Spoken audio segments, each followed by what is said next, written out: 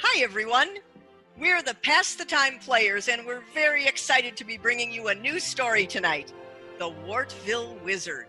We hope you'll enjoy it.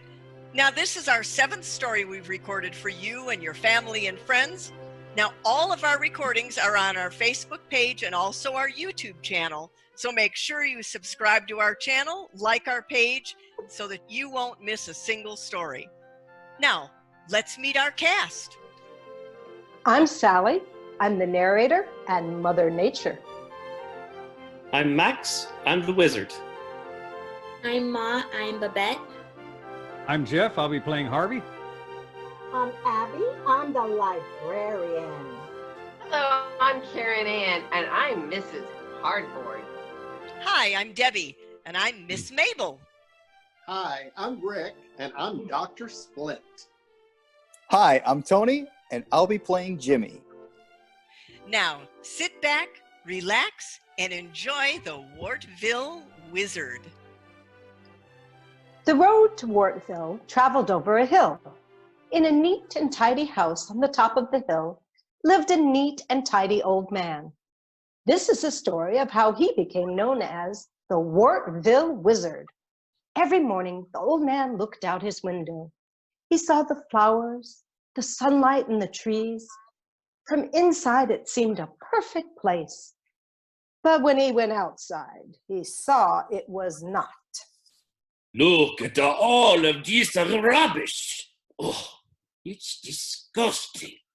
Juice cartons, wrappers, papers, plastics, all kinds of trash. Every day, the old man became angry. The more trash he saw, the more angry he got. Oh, the people of Wartville are slobs. Then the old man took a sack and started collecting the garbage. Day after day, month after month, he trudged up and down the road with his sack.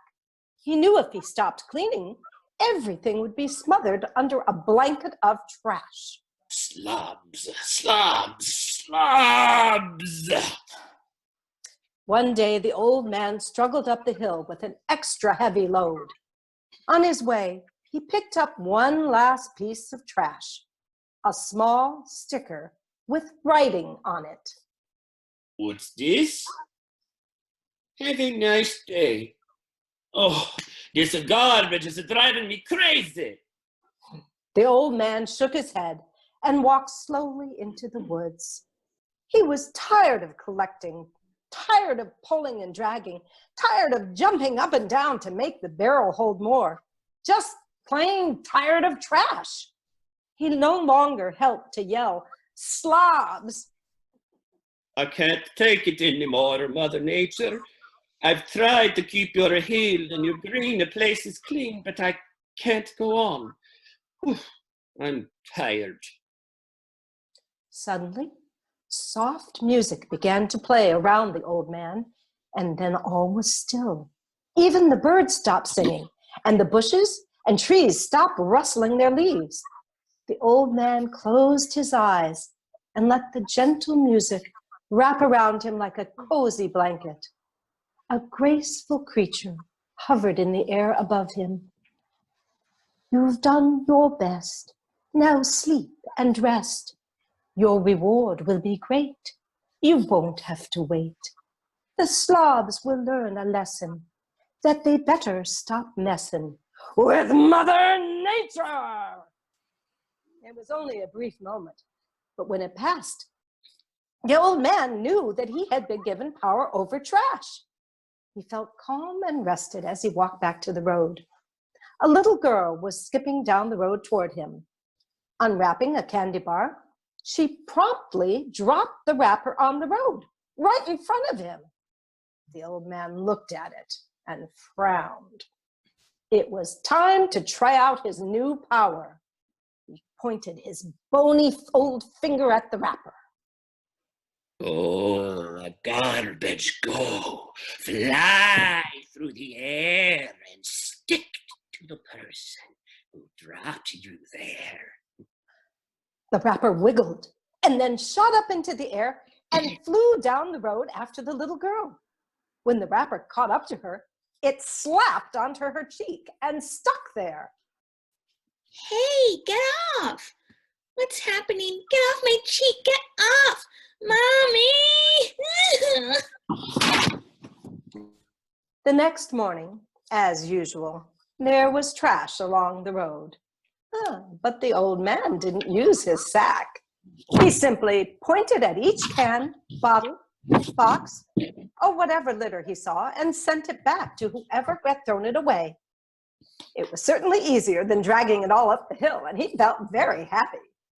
But some people in Wartville were not so happy. Harvey Bender got a can stuck to his hand. The librarian found she couldn't get an umbrella out from under her arm. Even Mrs. Philomena K. Hardboard, chair of the Wartville Real Estate Society, was guilty of littering. A large, greasy hamburger wrapper was stuck to her back. Someone is playing a joke on me. They must have put super glue on this soda can. How about me? This joke. This is no joke. My old umbrella is stuck to my arm. I can't even bend my elbow.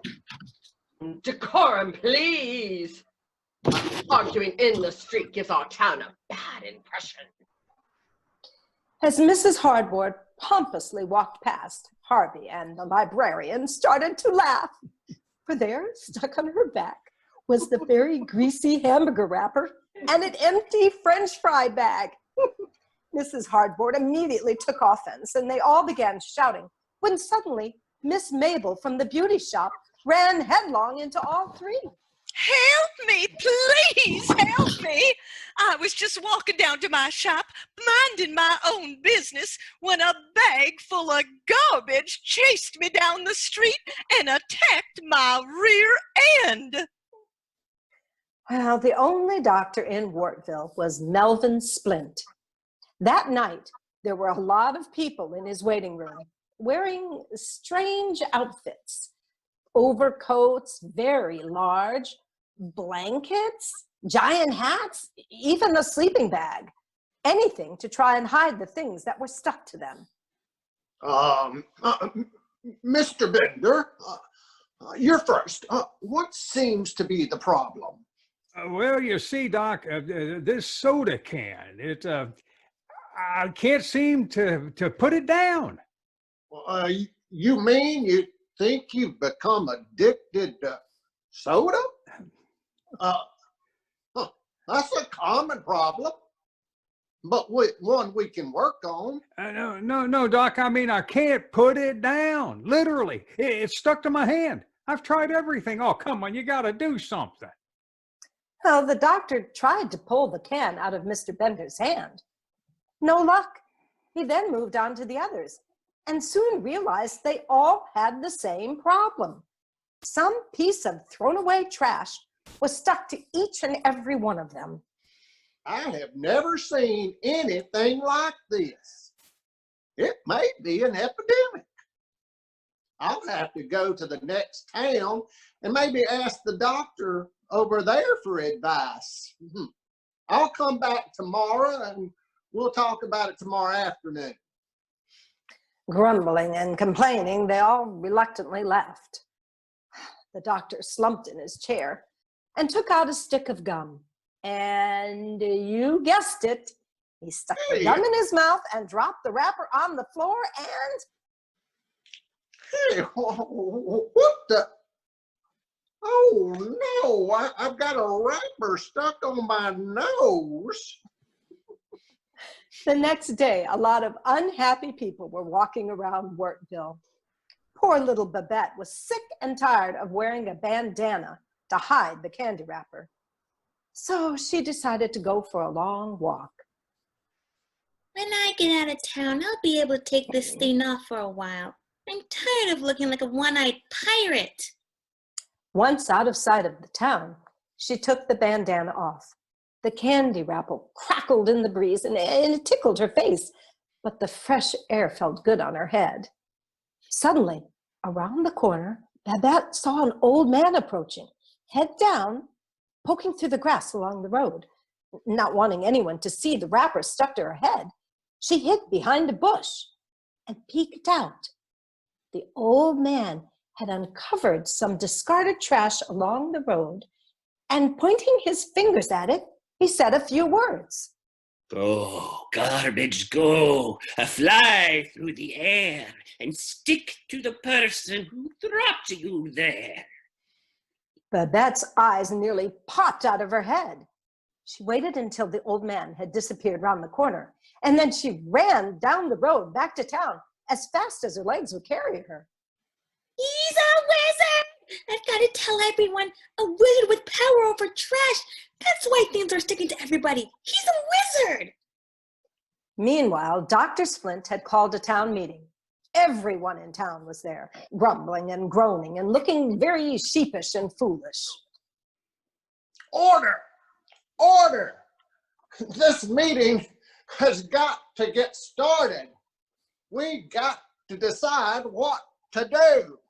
Me first! Me first! How can I send out overdue notices with an umbrella stuck to my arm? No, me first. I can't even sit down. Oh, my legs are killing me. Me.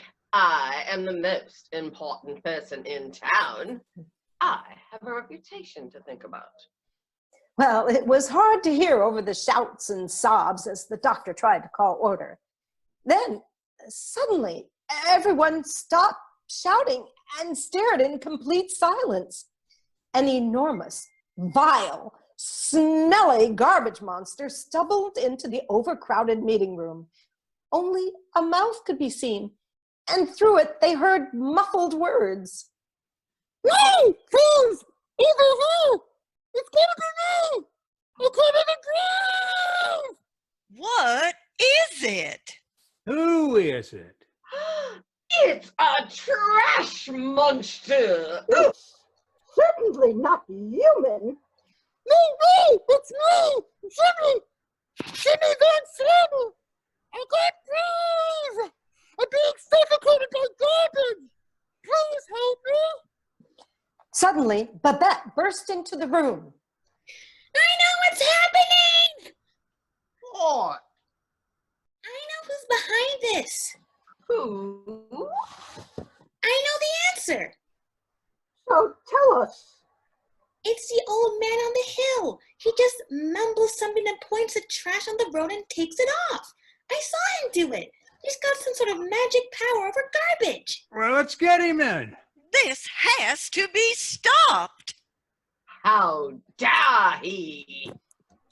I can't breathe! Order! Order now, folks, calm down. I move we adjourn this meeting and get some sleep. Tomorrow, we'll go out to the wizard's place and demand he remove these awful stick-ons. Well, if you think that's best, Doctor. Yeah, I suppose we can wait. Easy for you to see. I'll have to sleep on my stomach. I hate sleeping on my stomach. Well, the next morning, when the old man looked out his window, he saw the entire town gathered outside. Even the doctor was there. The old man stepped outside and faced the angry crowd. These folks claim you are a wizard, mister. They say you made all this stuff stick to them. Let's hear what you have to say about this. We're all ears. The crowd grumbled and mumbled, but finally grew silent, waiting for the wizard to speak. Hello, slobs. How dare he? Who are you calling a slob? You're angry because your trash has come home to you. You have been throwing trash along the road for a long time, and I've been cleaning it up. Well, I'm tired of picking up after you. Every piece of trash stuck to you is something you yourself threw away. At first, the reaction from the townspeople was indignant denial. I always put my trash in the bin. I'm trained to be neat and tidy. You've seen the library. Then sheepish acceptance. Well, I suppose I might have thrown a can or two into the road. Well, I know I threw a candy wrapper away on my walk. And I did drop a gum wrapper. Ooh, I guess I should set a better example. Suppose we promise not to do it again? Everyone looked at Jimmy. All they could see was a large pile of soda cans, popsicle sticks, hamburger cartons, candy wrappers, all dumped into a big, huge orange bag with just two little legs sticking out underneath. Then they looked at each other, then at themselves. They looked at the old man. They weren't angry anymore. They were ashamed. The old man smiled. He wasn't angry anymore either. He knew they had learned their lesson. If all of you promise not to litter again and mean it, the trash will stop sticking to you when you get home. Then you can put it in your own trash can where it belongs. Maybe he's not such a bad wizard after all. We can do better. We can make our town the best one around. When all of the people had gone, the old man looked around him. The flowers were lifting their heads proudly. The birds were singing sweetly, and everything was neat and tidy. He was happy because he knew it would stay that way. But he would miss yelling slobs just a little bit, because that was kind of fun. The moral of the story? Don't mess with Mother Nature. The end. Thank you for sharing this story with us today.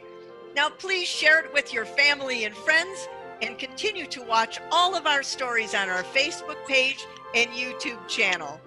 Until next time, we are the Pass the Time Players. Bye. Bye-bye. Bye. Bye.